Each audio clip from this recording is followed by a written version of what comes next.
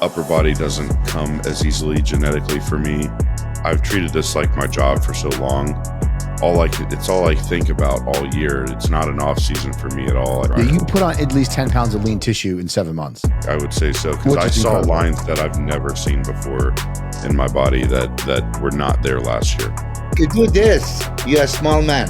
Boom. 97 book. In this corner was what I did in 1996. On today's episode of AMA Podcast, myself and Milos, we had my good friend and client on, Jordan Hutchinson. Came off a great second year competing as a professional. Outstanding improvements from 5th to 3rd to 2nd. Talk about his plans moving forward and ultimately his trajectory from when we very started working together till now, which is honestly astounding how much somebody can progress in a short period of time. But Jordan has a great future, great individual. He's surprised a lot of people, even myself, when he got that posing award at Texas Pro. But there's a good little story behind that. So check it out.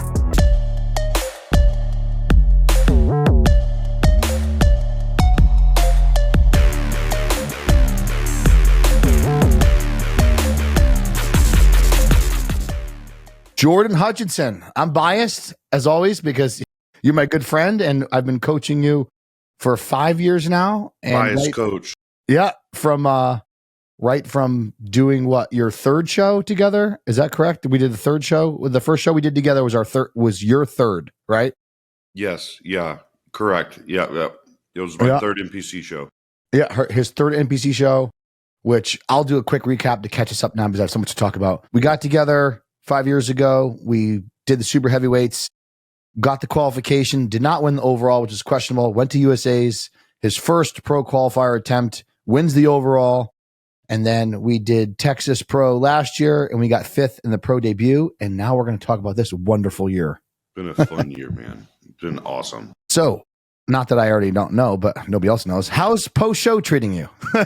It's good, man. I feel a huge weight lifted off my shoulders. It felt like a really long prep. And this is the first year that I've ever really had to rely solely on bodybuilding, nothing else. And my wife's not working. She's just supporting me, and there's been a lot of pressures from the prep, but it's just kind of like, now that it's over and I know it was at least successful, may have not ended in a pro win, obviously, but I mean, gosh, my second year competing as a pro, I can't complain with the lineups we were against to have placed the way we did. You have a similar physique to mine back in the day, so of course, when you have a similarity, right, you tend to immediately like it, Well, I appreciate that, because when I look at your shape, phenomenal. I mean, I identify myself there. But anyway, congratulations. So you're shedding for this season, right? Yeah, and I have to say I have a whole new, even more respect for you, Milos, because Chris saw how mentally drained I was peaking for the third show. I'm like, how do these guys do it? Like peak after peak after peak. Milos, he's like he's a drive-by peaker, meaning like he likes to hit the peak, hit it, I'm out, and then go, and his body goes the other direction. So it's like in the past, drive-by peaker, never heard that. Yeah, drive-by peaker.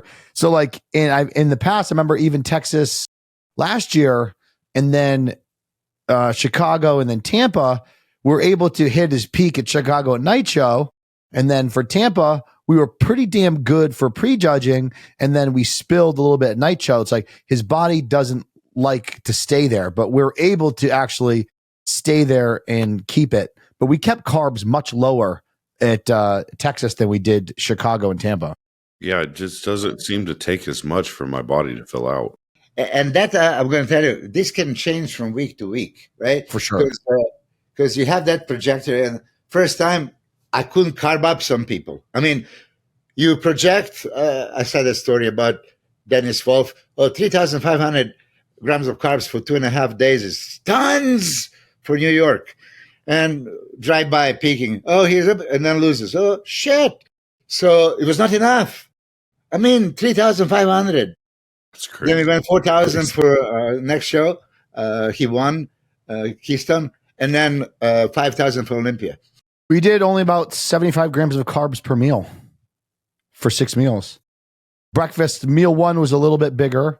I can pull it up. Actually, just look at it to give you the Because you exact. had like I mean, over it was 100. definitely more moderate than we usually do. We're Yeah, usually Milos, at we're least normal- 105 per meal. Yeah, we're usually 105, 120 per meal. But I kept everything else the same as far as like protein, as in previous peaks. And then we just did a lot lower protein the day of, just to keep the stomach flat. Like what? You're right, though, Milo. It's like a lot of times it's different every prep for the same physique. So you took a whole teaspoon. Oh, no. But when you add so much, right? That's how they wanna. If they wanna pump your stomach in a hospital, you had like some poisoning. They're gonna give you this so you can puke. So he goes on the stage. He's in the lineup, and he puke on the expediter Oh, my gosh. on the stage. My God. That's one of those bodybuilder things when they think more of everything is better. I feel like that happened to me at Tampa finals. Yes. The water shifted from the muscle under the skin. Yeah. I felt it happen as I was waiting backstage, waiting around. And then I just noticed, okay, I'm not pumping as well now, and I'm starting to sweat. The tan was bad. It was muddied at that for finals. It was good for the morning, and finals it was not. Milos, I said to Jordan after that time, I go, listen, we are never letting them apply tan on top of oiled tan ever again. I go, if they go, don't rinse, I'm like, they can go fuck themselves. I'm going to go rinse, and your guys are going to go fucking reapply. Yeah, it worked well for Texas. Yeah. Milos, you said something. You said the time is now, right? And I just want to reiterate, many people don't understand that your youth only happens once, and how you feel when you're young, when people are young, they think that's going to last forever. It does not last forever. So it's like when people are like, oh, I think I might compete next year. I'm not sure. I'm going to take a few weeks off. I haven't really been on plan. You idiot. Your youth only happens once. You better utilize it as much as you can now. And then later, when you've done it and your body is expired, then you can start to enjoy life a little more liberally, right? It's like, dude, now is the time. And you're 28 or 27?